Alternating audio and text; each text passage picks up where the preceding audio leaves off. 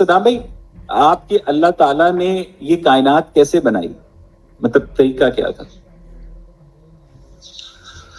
اس کے بارے میں تو مختلف آپ کو کیا لگتا ہے سر؟ آپ ماشاءاللہ سے تقابل دین کے آپ طالب علم ہیں، تو اسلامی تعلیمات بھی آپ کو بہت اچھی طرح آتی ہیں، اور آپ عالم اسلام کے بڑے بڑے جو مبلغین ہیں ان سے ان کے برابر معلومات رکھتے ہیں. تو مجھے یہ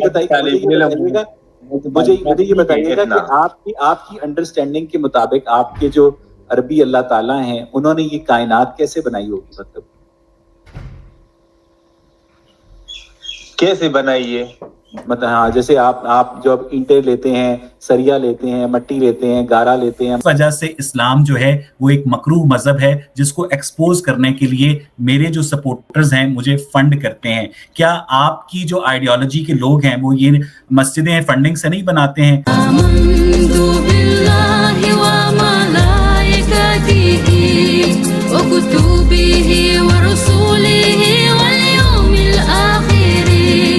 جی مسٹر اویس اقبال، میں اب آپ سے مخاطب ہوں اور آپ کے جو بھی اور دوسرے جو ایتھیسٹس ہیں ان سے بھی مخاطب ہوں.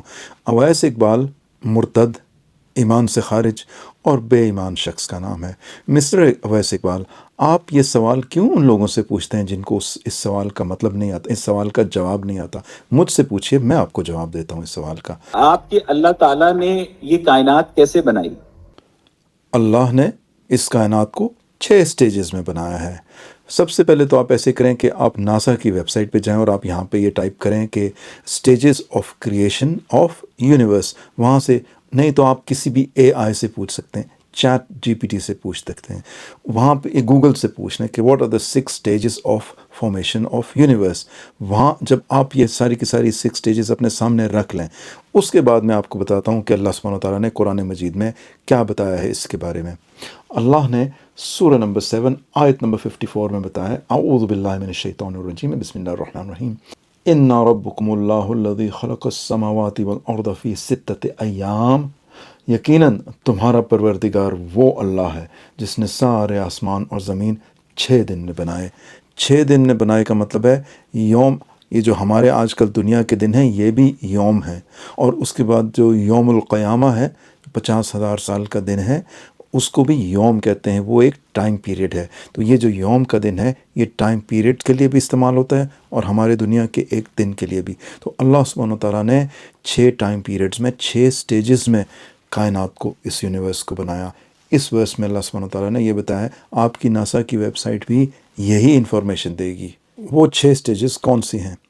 ایرا of inflation, era of particles, era of نیوکلیائی، era of atoms, stellar era and galactic era. اس کے بعد لاسٹ اور 6 سٹیج جو ہے وہ ہے dark energy era and continued expansion of the universe. یہ جو یونیورس کی فارمیشن کی پہلی سٹیج ہے ایرا آف انفلیشن، یہ ہوئی ہے سٹارٹ پوائنٹ آف سنگولیرٹی سے. سنگولیرٹی کا مطلب کیا کہ ایک چھوٹا سا نقطہ، ایٹم کا بھی کروڑواں حصہ، اتنا چھوٹا، اور ایک نہایت ہی قلیل وقت میں، نہایت ہی تھوڑے سے وقت میں، ایک سیکنڈ کے بھی آپ اربوں حصے لے لیں، یعنی کہ 10⁻⁻³ سے لے کے 10⁻⁻32، اتنا چھوٹا حصہ، اس چھوٹے سے قلیل وقت میں، اس چھوٹے سے قلیل سائز سے یہ کائنات پوائنٹ آف سنگولیرٹی سے وجود میں آئی ہے. اور اس وقت جو اس کے کریکٹرسٹکس تھے وہ یہ تھے کہ انفینٹ ٹیمپریچر، انفینٹ ڈینسٹی. وہاں سے جو ہوئی ہے exponential expansion of the universe, جس کو کہتے ہیں ہم اسٹیج آف انفلیشن. اس میں انرجی کتنی لگی ہوگی؟ اس میں جو انرجی لگی ہے، لارج ہیڈرون کولائڈر جو ہے، جو کہ کیلیفورنیا میں ہے، اس میں جب 2 پارٹیکلز یعنی کہ 2 الیکٹرانز کو آپس میں ٹکرایا جاتا ہے تو جو انرجی نکلتی ہے، کہا جاتا ہے کہ یہاں پہ فی پارٹیکل اس انرجی سے بلین کھربوں ٹائم زیادہ انرجی جو نکلی ہے، وہ فی پارٹیکل، اتنی انرجی فی پارٹیکل وہاں پہ لگی ہے. تو اس کو سائنسدان جو کہتے ہیں کہ ہم وہ کوئی اس کو نمبر نہیں دے سکتے، اس کو صرف ایک لفظ دے سکتے ہیں، اور وہ لفظ ہے ان imaginable power. Unimaginable power کا مطلب ہے کہ جو آپ کی سوچ میں بھی نہیں آ سکتی، جتنی پاور، جتنی طاقت لگی ہے. اور اب آپ دیکھیے یہ آیت سورہ نمبر 51 آیت نمبر 47، اعوذ باللہ من الشیطان الرجیم، بسم اللہ الرحمن الرحیم، والسماء بنیناها بأید وإنا لموسعون. اور کائنات کو ہم نے بڑی قوت کے ذریعے، یعنی کہ unimaginable power, unimaginable strength unimaginable energy, ہم نے اس کو بڑی قوت کے ذریعے بنایا اور ہم یقیناً اس کو وسعت اور پھیلاؤ دیتے چلے جا رہے ہیں۔ تو یہ جو لکھا ہے کہ کائنات کو ہم وسعت دے رہے ہیں، اس کو پھیلا رہے ہیں، ہبل نے 1929 میں اپنی جو ٹیلیسکوپ ایجاد کی، وہاں سے اس نے دریافت کیا، اس میں دیکھ کر عین الیقین کہ کائنات کا سائز پھیل رہا ہے، اس نے فوراً آئنسٹائن کو بتایا۔ آئنسٹائن جو ہے وہ یہ سمجھتا تھا اس دنیا کا سب سے بڑا سائنٹسٹ اور سائنسدان جو گزرا ہے اس صدی میں وہ ہے آئنسٹائن، اور اس سے پہلے جو سب سے بڑا تھا وہ تھا نیوٹن۔ تو آئنسٹائن نے یقین نہیں کیا، آئنسٹائن نے کہا یہ کیسے ہو سکتا ہے کہ کائنات بڑھ رہی ہے، اس کا یہ پھیل رہی ہے، یونیورس از ایکسپینڈنگ کائنات۔ اس نے کہا کہ ایسے میں تو یقین نہیں کرنے والا، میں تو خود آؤں گا تمہارے پاس کیلیفورنیا میں، اپنی آنکھوں سے دیکھوں گا، پھر دیکھوں گا کہ واقعتاً ایسا ہے کہ نہیں۔ اور وہ پھر آیا ہبل کی ٹیلیسکوپ سے، اس نے آپ تصویر میں دیکھ سکتے ہیں، خود دیکھا اور پھر اسے یقین آیا عین الیقین کہ واقعتاً اس کائنات کا سائز بڑھ رہا ہے۔ تو آئنسٹائن بھی حیران رہ گیا اس ڈسکوری پہ۔ قرآن نے جو آئنسٹائن نے دیکھا، ہبل نے اس کو دریافت کیا 1929 میں، 1400 سال پہلے قرآن نے اس کی خبر دی ہوئی ہے کہ ہم اس کائنات کو وسعت دیتے چلے آ رہے ہیں، اس کو پھیلا رہے ہیں، یونیورس از ایکسپینڈنگ۔ اس کے بعد ناسا کی جو ویب سائٹ ہے وہ یہ بتاتی ہے کہ دوسرا ایرا تھا، وہ تھا ایرا آف پارٹیکلز، یعنی کہ کوارکس، لیپٹونز، فوٹونز۔ یہ جو کوارکس ہیں یہ پھر ملتے ہیں اور آپس میں، اور پھر جا کے آپ کے بنتے ہیں ہیڈرونز، یعنی کہ پروٹونز اور نیوٹرونز۔ اسی دوسری سٹیج میں ایرا آف پارٹیکلز میں چاروں فورسز جو ہیں وہ بن گئی: strong nuclear force, weak nuclear force, gravity and electromagnetic force. تیسرا جو ایرا تھا وہ تھا ایرا آف نیوکلیائی، یعنی کہ جو کوارکس تھے وہ بنے ہیڈرونز میں، اور پروٹونز اور نیوٹرونز میں بنے، نیوکلیر فارمیشن ہوئی، اس میں ہائیڈروجن کے نیوکلیائی اور ہیلیم کے نیوکلیائی بنے۔ چوتھی جو سٹیج تھی، چوتھا ایرا، اس میں ایٹمز بنے، ایرا آف ریکمبینیشن۔ اس میں یہ ہوا کہ جو الیکٹرونز ہیں، یونیورس کا سائز تقریباً 380,000 ایئرس کے بعد اتنا کول ڈاؤن ہو گیا تھا کہ اب اس کا ٹیمپریچر تقریباً 3000 ڈگریز تھا۔ اتنے میں ایٹم فارمیشن ہو جاتی ہے، تو جو الیکٹرونز تھے وہ اپنے نیوکلیائی سے ملے، اور اس کے بعد آپ کے پاس ہائیڈروجن کا بھی اور ہیلیم کا بھی ایٹم وجود میں آئے۔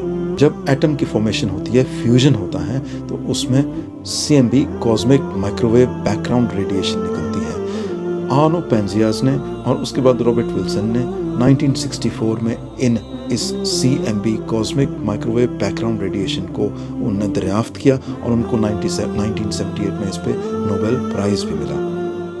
ابھی تک ان سٹیجز کو کہتے ہیں ڈارک سٹیجز، کیونکہ ابھی تک روشنی نہیں تھی، سٹارز نہیں بنے تھے، گیلیکسیز نہیں بنے۔ اس سے جو اگلی سٹیج تھی، 5th سٹیج، اس میں یہ ہوا کہ چونکہ ہیلیم کی اور ہائیڈروجن کی گیسز موجود تھی، ان گیسز پہ گریوٹی نے ایکٹ کیا، گیسیس کلاؤڈز جو تھے وہ کلمپ ڈاؤن، آپس میں ملے، تھک گیس کے clouds of hydrogen and helium. یہ جو گیسیس کلاؤڈز ہیں، ان پہ جو گریوٹی نے ایکٹ کیا اور آپس میں یہ ڈینس ہوئے، اور ان کے نیوکلیائی کی آپس میں فیوژن ہوئی، فیوژن آف نیوکلیائی، وہاں سے پھر ہیویئر ایلیمنٹس بنے۔ تو یہ والی جو سٹیج ہے جس میں گیسیس کلاؤڈز آپس میں تھک ہو کے ملے ہوئے تھے، اس سٹیج کا ذکر کیا ہے سورہ نمبر 21 آیت نمبر 30۔ اعوذ باللہ من الشیطان الرجیم، بسم اللہ الرحمن الرحیم۔ اولم یر الذین کفروا ان السماوات والارض کانتا رتقا ففتقناہما۔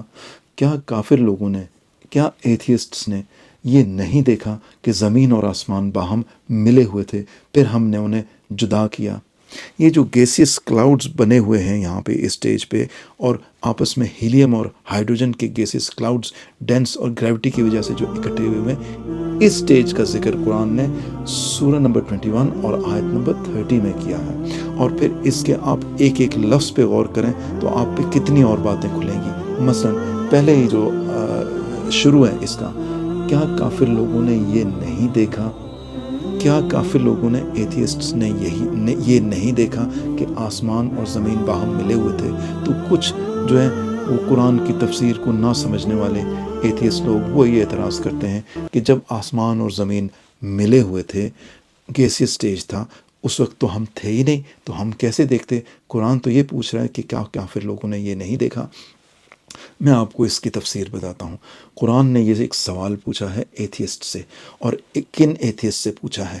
جس وقت یہ سائنٹیفک ڈسکوری ہو گئی کہ 6 سٹیجز میں بنا ہے یہ یونیورس، یہ سائنٹیفک ڈسکوری ہو گئی کہ آسمان اور زمین گیسیس کلاؤڈز پہلے بنے ہوئے تھے، بعد میں یہ سارا کا سارا یونیورس اور آسمان اور زمین اکٹھے ہوئے ہیں. پہلے گیسیس کا پرائمری نیبولا تھا، بعد میں ان کی سیکنڈری سیپریشن ہوئی اور سارے کے سارے سٹارز اور پلانٹس وغیرہ وجود میں آئے. تو جب ایتھیسٹس کو یہ پتہ چل گیا تو کیا ایتھیسٹس نے ناسا کی ویب سائٹ سے نہیں دیکھا؟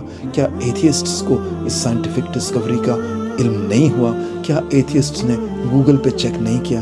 کیا ایتھیسٹس نے ناسا کی ویب سائٹ پہ چیک نہیں کیا اور ویریفائی نہیں کی اس بات کی کو ویریفائی جو ہم نے اس آیت میں بتائی ہے؟ وہ یہ ہے کہ آسمان اور زمین باہم ملے ہوئے تھے، پھر ہم نے انہیں جدا کیا. تو وہ والے ایتھیسٹس جو اس ڈسکوری کا علم ان کے نالج میں آ چکا ہے، ان سے یہ سوال ہے، کیا آپ نے یہ نہیں دیکھا؟ کیا آپ کی انفارمیشن یہ بات آ نہیں گئی کہ ابھی کہ آسمان اور زمین پہلے ملے ہوئے تھے اور ہم نے انہیں جدا کیا؟ اور اس کے بعد اگلا سوال جو اللہ سبحانہ و تعالیٰ نے ایتھیسٹ سے کیا ہے، اسی آیت میں کیا ہے، وہ یہ کیا ہے، اور ہر زندہ چیز کو ہم نے پانی سے پیدا کیا. کیا یہ لوگ پھر بھی ایمان نہیں لاتے؟ وَجَعَلْنَا مِنَ الْمَاءِ كُلِّ شَيْءٍ حَيٍّ أَفَلَا يُؤْمِنُونَ. کیا پھر بھی یہ لوگ ایمان نہیں لاتے؟ اب آپ دیکھیے کہ سائنس نے یہ ڈسکوری بھی کی ہے کہ ساری کی ساری زندگی، all living things، animals, plants, ہر جو چیز جو زندہ ہے وہ پانی سے بنی ہے. اس میں آپ دیکھیے کہ انہوں نے پلانٹس میں کتنی پرسنٹیج ہے، اینیملز میں، ہیومنز میں کتنی پرسنٹیج ہے، فشز میں کتنی پرسنٹیج ہے. تو یہ ہر چیز اب ہمارے پاس یہ سائنٹیفک انفارمیشن موجود ہے. تو اللہ سبحانہ و تعالیٰ نے جو ایک آیت میں یہ جو 2 کوسچن پوچھے ہیں ایتھیسٹ سے کہ کیا یہ تمہاری نالج میں بات نہیں آئی کہ آسمان اور زمین باہم ملے ہوئے تھے اور پھر ہم نے انہیں جدا کیا؟ اور یہی بات کہ کیا تم نے لوگوں نے یہ نہیں دیکھا کہ ہم نے ہر زندہ چیز کو ہم نے پانی سے پیدا کیا؟ کیا پھر بھی تم ایمان نہیں لاتے؟ تو یہ 2 سوال اللہ سبحانہ وتعالیٰ نے ایتھیسٹ سے کیے ہیں، جب ان ایتھیسٹ سے کہ یہ سائنٹیفک انفارمیشن ان کے علم میں آ چکی ہوگی ان سے. اور یہ جو انفارمیشن اللہ سبحانہ وتعالیٰ نے پوچھی ہے کہ کیا تم نے نہیں دیکھا کہ آسمان اور زمین باہم ملے ہوئے تھے؟ آپ کو پتہ ہے کہ پوری کی پوری دنیا میں ہر کلچر میں اور ہر محاورے میں یہ محاورہ بنا ہوا ہے کہ تم اور میں مل نہیں سکتے، جس طرح کہ آسمان اور زمین نہیں مل سکتے اس طرح ہم بھی نہیں مل سکتے. تو یہ ہر کلچر میں، پوری دنیا میں، ہر قوم میں یہ محاورہ بنا ہوا ہے کہ آسمان اور زمین کبھی نہیں مل سکتے. اس وجہ سے بالکل اسی طرح تم اور میں نہیں مل سکتے. تو یہ کانسیپٹ پوری کی پوری انسانیت میں یہی تھا کہ آسمان اور زمین کبھی نہیں مل سکتے، کبھی نہیں ملے تھے، کبھی نہیں ملیں گے. بالکل اس کے برعکس اللہ سبحانہ وتعالیٰ نے کہا کہ کیا تم نے یہ نہیں دیکھا کہ آسمان اور زمین ملے ہوئے ہیں؟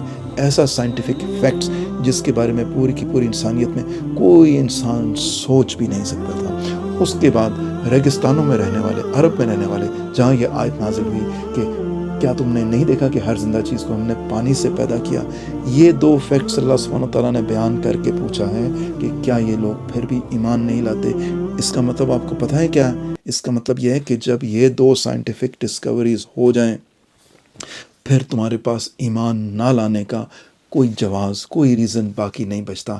اگر تم ہدایت کی جستجو کرنا چاہتے ہو، اگر تم اللہ کے راستے میں تم کوشش کر رہے ہو کہ تمہیں ہدایت ملے اور پھر تم تک یہ 2 سائنٹیفک فیکٹس پہنچتے ہیں، پھر تم قرآن کی یہ آیت تمہیں پہنچتی ہے، پھر تم پہ یہ سائنٹیفک انفارمیشن پہنچتی ہے کہ آسمان اور زمین ملے ہوئے تھے، پھر تمہیں پتہ چلتا ہے کہ ہم نے ہر چیز کو پانی سے پیدا کیا، اور 1400 سال پہلے یہ قرآن کی یہ عنایات کا تمہیں پتہ چلتا ہے، اور اگر تم پھر بھی ایمان نہیں لاتے تو اس کی کوئی وجہ نہیں ہے کہ تم ایمان نہ لاؤ.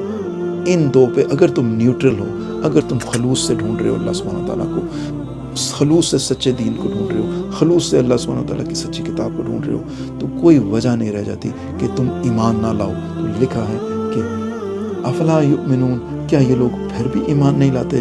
یا اللہ، یہ جو اویس اقبال ہے یہ نہیں ایمان لاتا، یہ ابھی بھی ایمان نہیں لاتا. کیوں ایمان نہیں لاتا؟ کیونکہ یہ خلوص سے یہ جاننا چاہ ہی نہیں رہا، یہ ریسرچ کر ہی نہیں رہا کہ اس کو یہ پتہ چلے کہ اللہ سبحانہ تعالیٰ کی ذات موجود ہے کہ نہیں. وہ چاہتا کیا ہے؟ اویس اقبال کیا چاہتا ہے؟ اویس اقبال یہ چاہتا ہے کہ جب بھی ڈبیٹ ہو اس کی اور باقی لوگوں کے ساتھ تو اس میں وہ تصحیح کرے، اسلام کی تصحیح کرے، رسولوں کی تصحیح کرے، امہات المومنین کی تصحیح کرتا ہے، وہ آپ صلی اللہ علیہ وسلم کے بارے میں ایسی باتیں کرتا ہے، اللہ سبحانہ وتعالیٰ کے خلاف جو ہے وہ غلط باتیں کرتا ہے۔ یہ وہ وجہ ہے جس کی وجہ سے اس کو فنڈنگ ملتی ہے۔ میں آپ کو ثبوت دکھاتا ہوں کہ یہ وہ فنڈنگ لیتا ہے اس چیز کے۔ اسلام جو ہے وہ ایک مکروہ مذہب ہے جس کو ایکسپوز کرنے کے لیے میرے جو سپورٹرز ہیں مجھے فنڈ کرتے ہیں۔ اس کو فنڈنگ ایتھیزم اور تھیزم پہ، اللہ سبحانہ وتعالیٰ کی ذات کو پروو کرنے یا ڈس پروو کرنے کے اوپر اس ڈبیٹ پہ اس کو فنڈنگ نہیں ملتی، اس کو فنڈنگ ملتی ہے تضحیق کرنے پہ، کہ میں کچھ ایسی خلاف باتیں بولوں، آپ صلی اللہ علیہ وسلم کے خلاف، امہات المومنین کے خلاف، اسلام کی کچھ چیزوں کا مذاق اڑاؤں، اللہ سبحانہ وتعالیٰ کا مذاق اڑاؤں، ان کو اس اسلام کے شعائر کی اور اسلامی چیزوں کی اور اسلامی جو پرسنالٹیز ہیں ان کی تضحیق کرنے کی اس کو فنڈنگ ملتی ہے۔ میری یہ درخواست ہے کہ آپ اس کے سوال، علماء سے میری یہ درخواست ہے، آپ اس کے سوال لے لیں اور اپنی یوٹیوب کے چینل پہ اپنے کلپس میں اس کے جواب دیں، مگر آپ اس سے مناظرہ نہ کریں، آپ اس کے ساتھ اس کے پلیٹ فارم پہ بیٹھے نہیں، اس کے ساتھ ڈیبیٹ مت کریں، کیونکہ اس کا مقصد پورا ہو جاتا ہے۔ اس کو ویوز جو ہیں یوٹیوب سے الگ ملتے ہیں جس کی اس کو انکم آتی ہے، مگر جو اصلی اس کی انکم ہے وہ تضحیق وغیرہ کرنے سے، اسلام کی خلاف بولنے سے،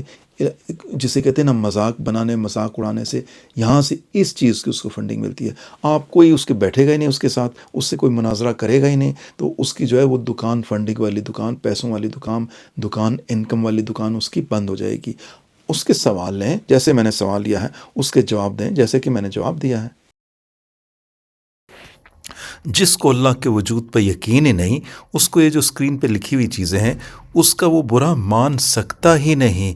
اویس اقبال، تم ملحد ہو، مرتد ہو، ایمان سے خارج ہو، بے ایمان ہو، تیرے تے اللہ کی لاکھ لعنت، سب فرشتوں کی لاکھ لعنت۔